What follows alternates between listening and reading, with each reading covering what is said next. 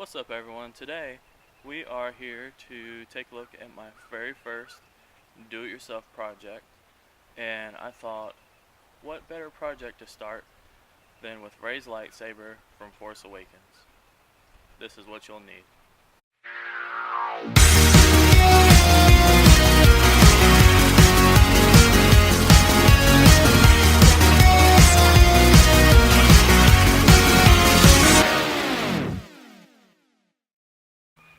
Alright, so this is what you'll need. Obviously you will need a lightsaber first and foremost. I went ahead and punched a hole out in the bottom of mine and put a key ring through it so that way you could attach it to your belt later on if you want to use it for cosplay events and things like that, and you don't want to actually hold your lightsaber the 6 hours you're at these events or so. Then this is real handy because you can just clip that right onto your belt loop of your pants and it'll still go with your costume and you don't have to hold it. The lightsaber itself, obviously it doesn't matter where you get it. I just thought it would be a little different to get it from a 3D printer this time instead of buying one from a store and fixing it up myself. So I found someone off LetGo to get me this extremely accurate replica of Rey's lightsaber, or Luke Skywalker's lightsaber first, of course, and before him Anakin's. That's not the point I was making. Point is, you just need to find yourself a lightsaber of some kind. The next thing you will need is spray paint, of course. I prefer spray paint for the base coatings because it's quick and easy and it goes on evenly. The colors that I will be using for mine specifically are metallic aluminum for the silver and flat black for the black. You do not have to use these exact colors.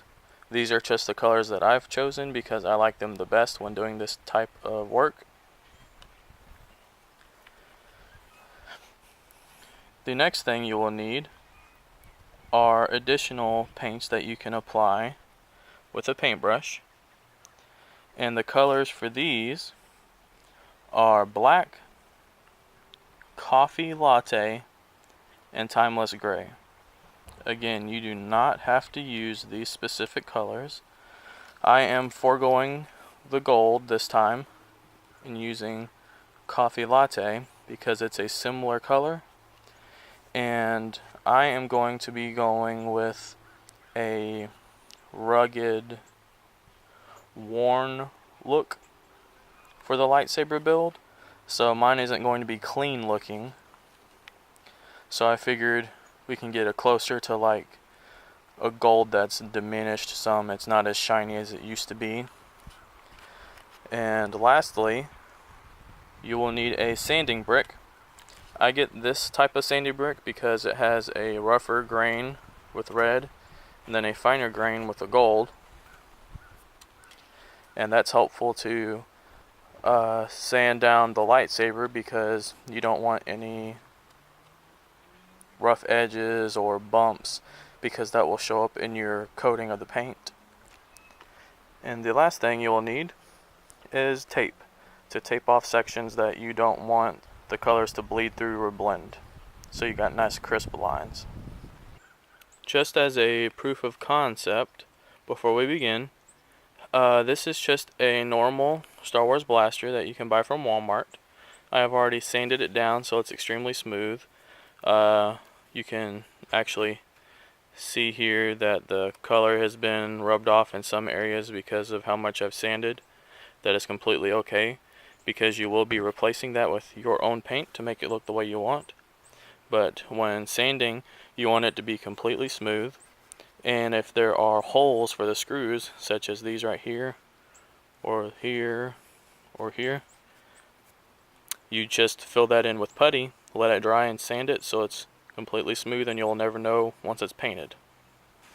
This is what it will wind up looking like. I only did a section there to let you get a little bit of a concept for it. As you can see, this does not look like a new blaster whatsoever if the whole thing was complete. This is obviously one that has been through battle many times and is scarred up from each conflict that has happened with it.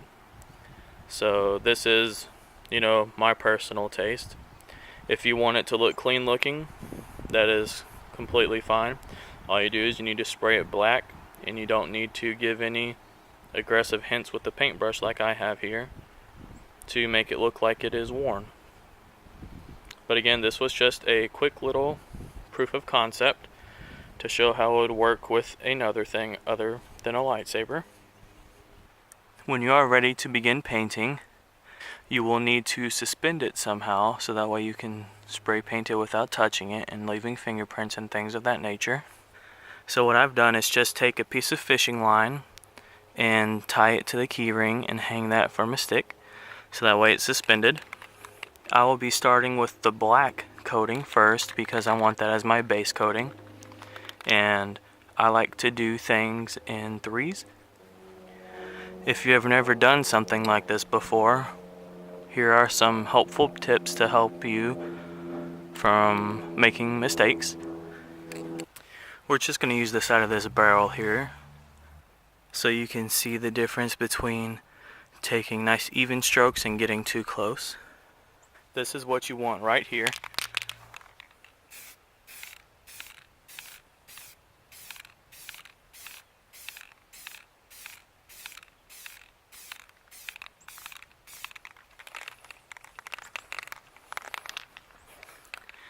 And you can see how that got on there nice and even.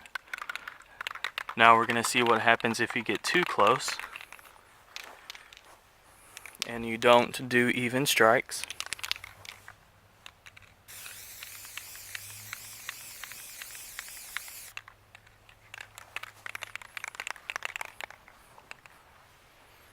See how it's running like that? You do not want that to happen.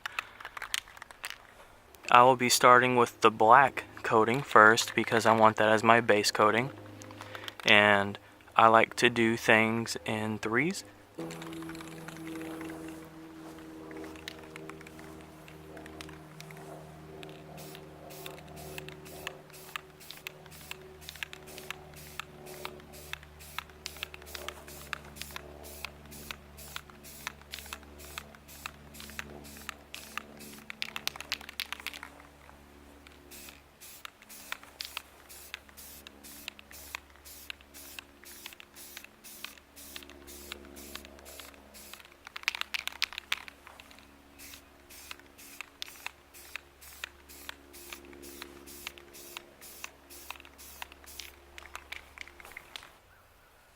Alright guys, when the third coating is finished, tape off your sections that you want to remain black.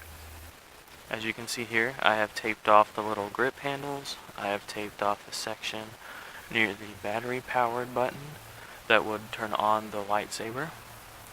And I have sectioned off the knobs on the front and back. This way, when you go to spray paint the second color, which is the metallic aluminum, this will give it that nice silver look. When we go to spray paint this second color, those marked off sections will remain black and you'll have a nice two-toned lightsaber. Remember to keep it the appropriate distance away from the lightsaber, so that way you don't leave runs and things of that nature.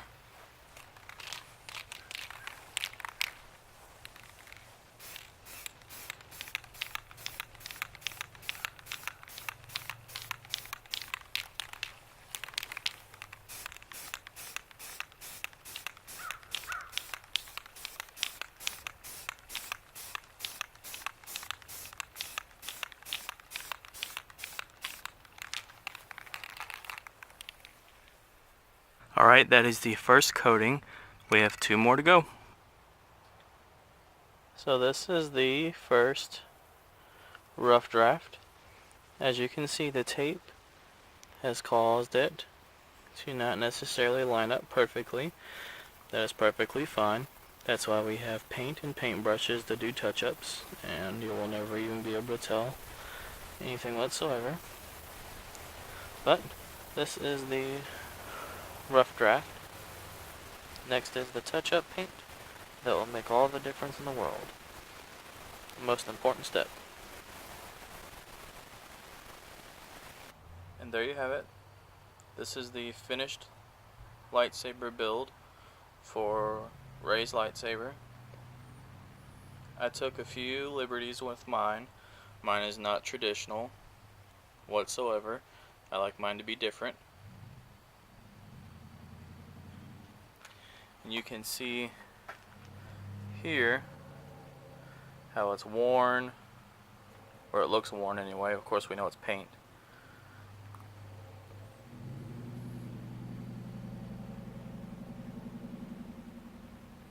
How it just completely looks like it's been used and used and used. It looks like it's been through the grinder, all beat up and barely running and functioning. That's exactly how I wanted it to look for my personal preference. Yours does not have to look this way. However, if you do like the way that this looks, it's very simple to do. You just get a little bit of paint on your paintbrush and take a piece of napkin, wipe it in the napkin, and then when you're done with the dry tip with just a little bit of paint, you just gently brush. And if you get too much paint in one spot like I did right here, while it's still wet, just quickly run your finger across it and it'll smooth it out. For areas such as this one, with the grip, how the grip is worn from where you would hold it all the time, same thing. You take your paintbrush and gently do light strokes. And that's how you get that look, that weathered look. Here's a quick example for what I mean by the weathering technique. So you just get you some paint on your brush, and then you're going to brush that paint off.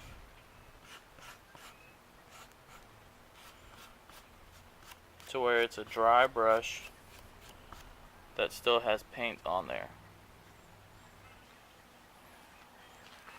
Then what you want to do is, using the dry paint that's still on your brush, you're going to lightly just graze it.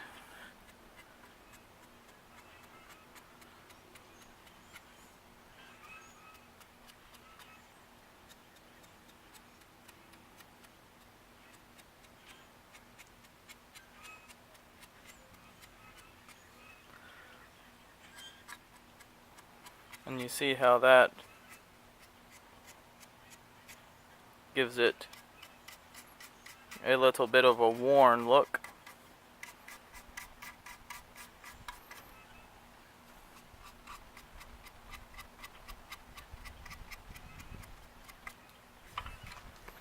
And then hopefully that's picking up on camera. I'm not sure if it is, but hopefully you can see the new additional paint that I just added to that. And that's basically all there is to the weathering look.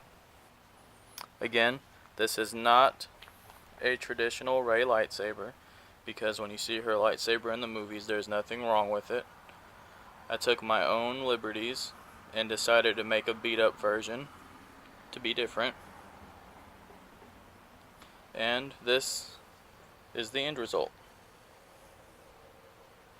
If you found this video helpful in any way whatsoever for making your own lightsaber prop for Comic-Con, leave a comment below saying what was helpful, or if you didn't find anything helpful and you need more information, feel free to comment down below asking for help.